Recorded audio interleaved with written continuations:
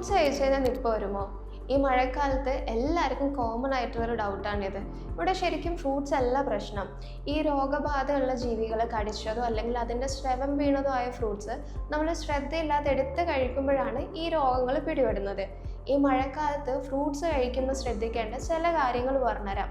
നമ്മൾ വീടുകളിലാണെങ്കിൽ കൂടെ ഈ മരത്തിൽ നിന്ന് വീണ് കിടക്കുന്ന ഫ്രൂട്ട്സ് എടുത്ത് കഴിക്കുന്നത് ഒഴിവാക്കുക.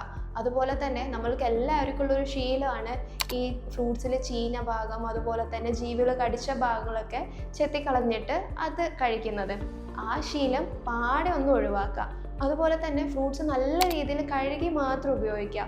അതും ഉപ്പ് വെള്ളത്തിലാണെങ്കിൽ അത്രയും നല്ലത്. പിന്നെ നമ്മൾ വീടുകളിൽ കുഞ്ഞു മക്കൾക്കാണെങ്കിലും മുതിർന്നവർക്കൊക്കെ ആണെങ്കിലും ഏറ്റവും ഫ്രഷ് ആയിട്ടുള്ള ഫ്രൂട്ട്സ് മാത്രം കൊടുക്കുക.